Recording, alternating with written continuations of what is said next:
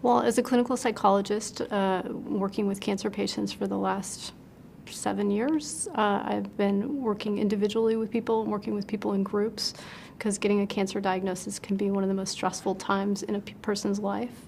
And our goal here is to work with individuals as well as family members and provide support to them.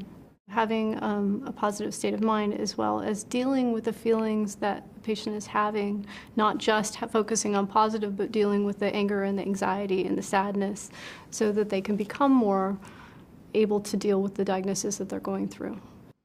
Well, as a cancer survivor myself, I had a childhood cancer. It's wonderful for me to work with people that are surviving cancer and to know that this is now a disease that we have made progress in and that people are survivors and they're triumphing and gaining all the services they need in one location to do that.